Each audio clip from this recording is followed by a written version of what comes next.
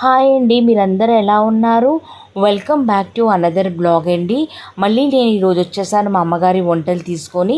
ఈరోజు అయితే మా అమ్మగారి వంటల్లో మీతో నేను ఇక్కడ షేర్ చేస్తున్నాను బెండకాయ పులుసు అండి. Stay tune to my channel. చూడండి మా అమ్మగారు చేసినట్టు బెండకాయ పులుసుని నేను ఎలా ప్రిపేర్ చేస్తున్నానో. బెండకాయ పులుసు కోసం ఇక్కడ ఆల్రెడీ బెండకాయల్ని కట్ చేసుకొని పెట్టుకున్నానండి. పులుసుకు కాబట్టి కొద్ది ముక్కలు పెద్దగా కట్ చేసుకోండి. ఇంకొకటి తాలింపులో ఇక్కడ చూపెడుతున్నాను. తాలింపులో ఇక్కడ ఆవాలు, జీలకర్ర, మెంతులు తీసుకున్నాను. మరో ప్లేట్లో ఇక్కడ ఉల్లిపాయ, పచ్చిమిరపకాయలు, కరివేపాకు, వెల్లుల్లిపాయలు దంచి పెట్టుకున్నానండి. ఇప్పుడు ఇక్కడ కుకింగ్ ప్రాసెస్ చూపెడుతున్నానండి. స్టవ్ పైన మూకుల్లో నూనె వేసి వేడవదని పెట్టాను. ఇప్పుడు తాలింపులో ఇక్కడ మీకు చూపెట్టాను కదా, ఆవాలు, జీలకర్ర, ఇంకా మెంతులు వేసాను. కొద్దిగా మెంతులు కలర్ చేంజ్ అయిన తర్వాత ఇప్పుడు నేను దీంట్లో అల్లం, వెల్లుల్లిపాయ, ఇంకా కరివేపాకు వేసాను. దీన్ని కూడా ఫ్లిప్ చేస్తూ ఒకసారి మంచిగా కలుపుకున్నాను. కలిపిన తర్వాత ప్లేట్లో ఆల్రెడీ ఉల్లిపాయలు, ఇంకా పచ్చిమిరపకాయలు కూడా కట్ చేసుకొని పెట్టుకున్నాను కదండి. ఇప్పుడు ఈ తాలింపులో మనం ఇక్కడ పచ్చిమిరపకాయలు, ఇంకా ఉల్లిపాయలను కూడా వేసుకొని ఇప్పుడు ఇక్కడ ఉల్లిపాయలు కూడా కొద్దిగా ట్రాన్స్పరెంట్గా అయ్యేంత వరకు దీన్ని మంచిగా ఫ్లిప్ చేస్తూ కలుపుకుందామండి. ఇప్పుడు ఇక్కడ చూసారు కదండి, ఉల్లిపాయలు ఇక్కడ కొద్దిగా ట్రాన్స్పరెంట్గా అయ్యాయి కదా.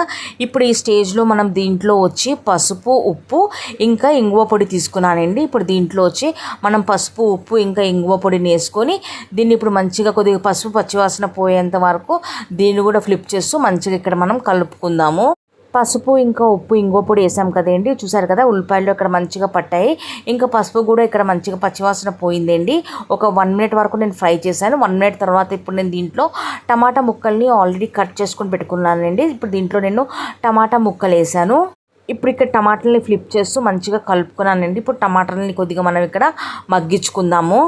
ఇప్పుడు నేను ఇక్కడ 2 మినిట్స్ తర్వాత క్లిప్ చూపెడుతున్నానండి. చూసారు కదా, ఇక్కడ వచ్చి టమాటాలు ఇక్కడ మంచిగా మగ్గిపోయింది. ఇప్పుడు ఈ స్టేజ్లో ఏంటంటే మనం దీంట్లో ఆల్రెడీ కట్ చేసుకొని పెట్టుకున్న బెండకాయ ముక్కల్ని వేసుకుందామండి.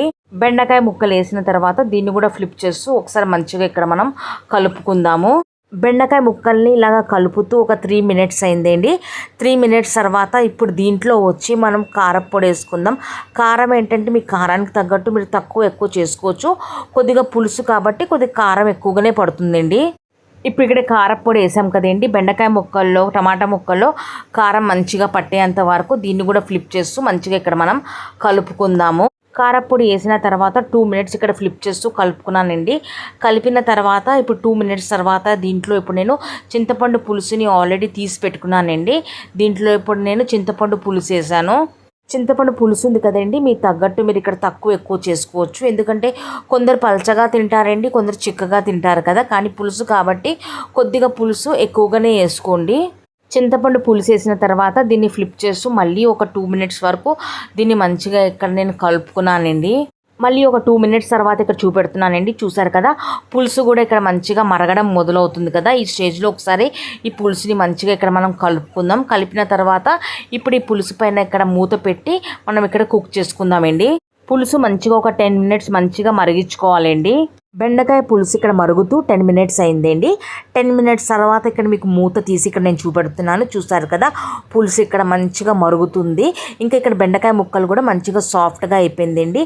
ఇప్పుడు ఈ స్టేజ్లో ఏంటంటే కొద్దిగా జాగ్రత్తగా ఈ బెండకాయ పులుసుని కలుపుకోండి. చూసారు కదా, ఇక్కడ ఒకసారి మంచిగా కలుపుకున్నానండి. కలిపిన తర్వాత ఇప్పుడు దీంట్లో వచ్చి మనం కొద్దిగా బెల్లం వేసుకుందాము. బెండకాయ ముక్కలు వేసిన తర్వాత జాగ్రత్తగా ఒక్కసారి కలుపుకోండి, ఎక్కువగా కలపకండి. ఎందుకంటే ఆల్రెడీ బెండకాయలు కూడా మగ్గిపోయి ఉంది కదండి, ఇక్కడ ఇరిగిపోతాయి.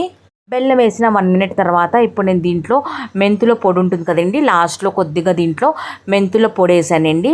మెంతుల పొడిని ఆల్రెడీ డ్రై రోస్ట్ చేసుకొని పౌడర్ చేసుకొని పెట్టుకున్నానండి. ఇప్పుడు దీంట్లో మెంతుల పొడిని వేసాను. మెంతుల పొడి వేసిన తర్వాత జాగ్రత్తగా ఒకసారి కలుపుకోండి. కలిపిన తర్వాత ఇప్పుడు ఇక్కడ చూసారు కదా, మళ్ళీ స్టవ్ పైన ఇక్కడ ఒక 2 మినిట్స్ వరకు స్టవ్ పైన నేను ఇలాగే వదిలేసానండి. ఇప్పుడు ఇక్కడ మెంతుల పొడి వేసి 2 మినిట్స్ స్టవ్ పైన ఇక్కడ వదిలేసాను కదా. 2 మినిట్స్ తర్వాత ఒకసారి దీన్ని కలుపుకున్నానండి. కలిపిన తర్వాత ఇప్పుడు ఈ స్టేజ్లో నేను ఇక్కడ స్టవ్ ఫ్లేమ్ని కూడా నేను ఇక్కడ ఆఫ్ చేసేస్తున్నానండి. ఇదేనండి ఈరోజు మా అమ్మగారి వంటల్లో మీతో నేను ఇక్కడ షేర్ చేశాను బెండకాయ పులుసుని. ఈరోజు బ్లాగ్లో మీకు ఈ బెండకాయ పులుసు రెసిపీ మీకు మంచిగా అనిపిస్తే ఫర్దర్గా మీ ఫ్యామిలీ మీ ఫ్రెండ్స్కి కూడా మీరు షేర్ చేయండి. కొత్త వాళ్ళు అయితే నా ఛానల్కి సబ్స్క్రైబ్ చేసుకోవడం మర్చిపోద్దండి. Please do like, share and subscribe to my YouTube channel. ఫేస్బుక్లో చూసేవాళ్ళు ప్లీజ్ నన్ను ఫాలో చేసుకోండి. ఇంకా ఈ బెండకాయ పులుసు రెసిపీ అయితే బ్యాచిలర్స్ కానీ హాస్టల్స్లో ఉన్న వాళ్ళు కూడా ఈజీగా ప్రిపేర్ చేసుకోవచ్చు. డెఫినెట్లీ ఒకసారి మీరు ట్రై చేయండి. సరేనండి, నా బ్లాగ్కి నేను ఇక్కడ ఎండ్ చేస్తున్నాను. మళ్ళీ కలుద్దాం మనం లాంగ్ వీడియోలో ఇంకా మినీ బ్లాగ్స్లో. థ్యాంక్ యూ వెరీ మచ్ మీ సపోర్ట్ కోసం అండి. Thank you once again.